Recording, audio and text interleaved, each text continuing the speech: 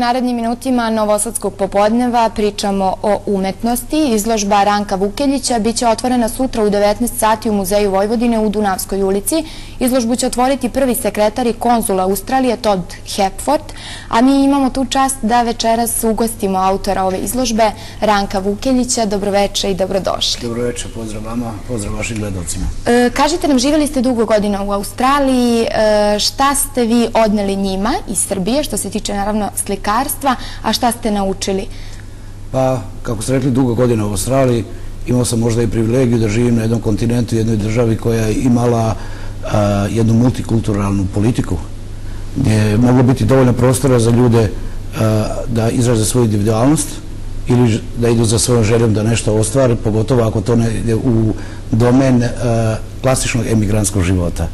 Meni se posrećilo, tamo sam iškolovan, tamo sam i započeo prve korake, tamo sam izgradio svoj način, svoj izraz i stekao neku svoju, kako ja u šali kažem, lokalnu autonomiju, istražujući ono što u duši se nalazi poprilično slikam na način kako bi razmišljali ljudi u našim krajevima.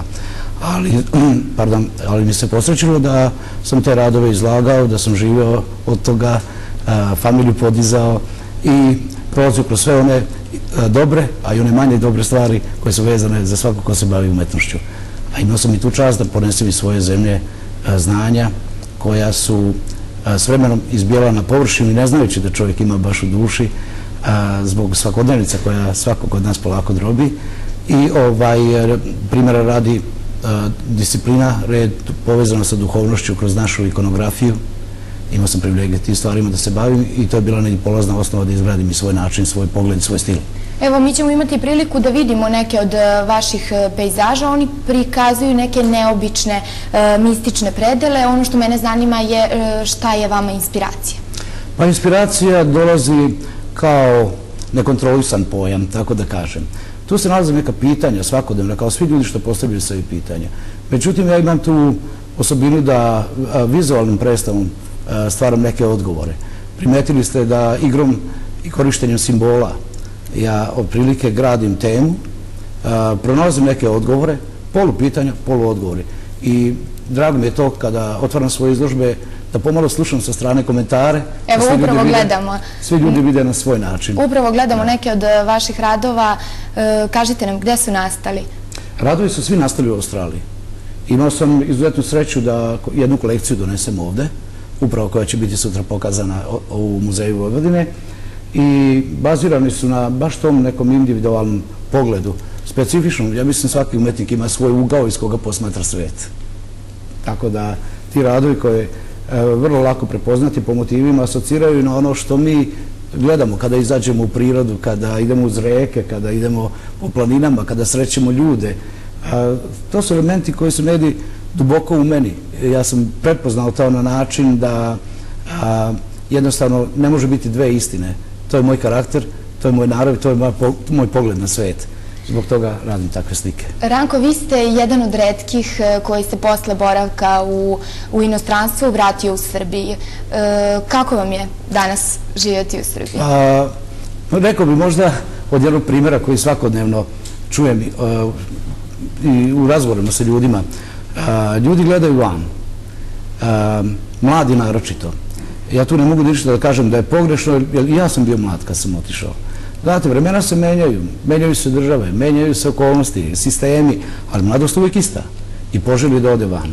Tako se i meni to dogodilo, da sam otišao i sad kad sam došao nazad, interesantno, ja vidim dosta lepi i dobri stvari kod nas.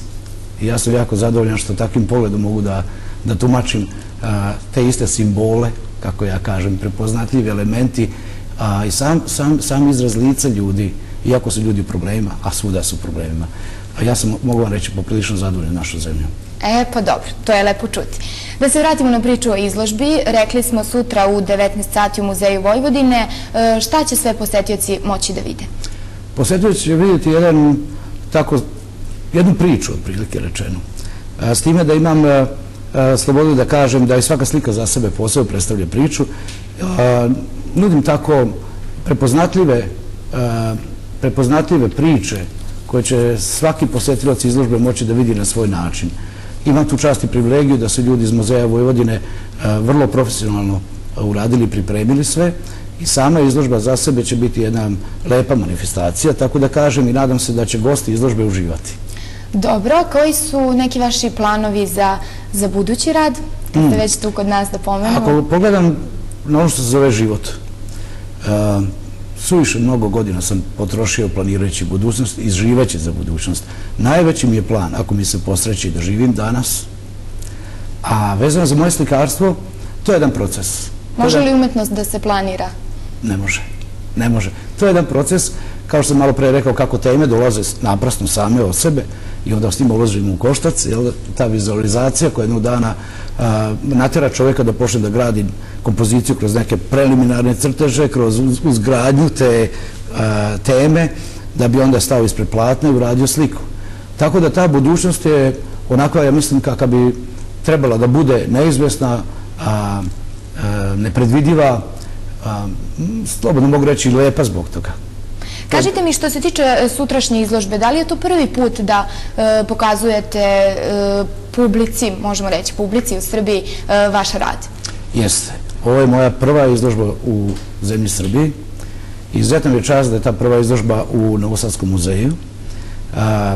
Još mi je veće zadovoljstvo zato što vezano za prvu izložbu obično se pomisli to je mlad slikar, međutim cijeli život sam potrošio vani i to daje meni neku novu dimenziju, a neki novi polet.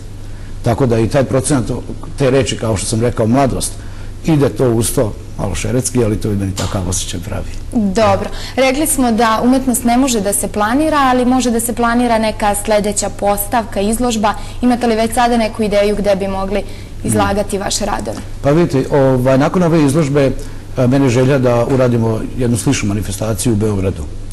A nakon toga ja mislim da ja trebam, da je to nužno potrebno da pravimo izložbe u našoj okolini, znači uzet ćemo i celu Evropu. Iz prostog razloga ja sam postigao neku svoju autonomiju, tako da kažem, kulturno. I slikam i jezik koji koristim na svojim platima je autohton, pripada ovom području. Tako da i sama ideja o združivanju Evrope ili kako sad već se zove ti terminološki izrazi koji su za mene pomalo i novi, ali sam živio u nekom drugom miljeju, ali ja mislim da svaki umetnik, a i svaki čovjek koji se bavi bilo kojom drugom aktivnošću isključivo može da uradi dobar posao koji će imati koristi znači za sebe lično, tako i za celu naciju, ako svojim doprinosom pridonese opštoj kulturi čovječanstva. Dobro. Hvala vam na gostovanju. Ono što je sigurno je da lepa umetnost ima tu moć da nas odvede na neka lepša mesta i evo poziv našim gledalcima ukoliko su u potrazi za nekim lepšim, boljim mestom da sutra svakako posete vašu izložbu u Muzeju Vojvodine. Hvala vam mnogo.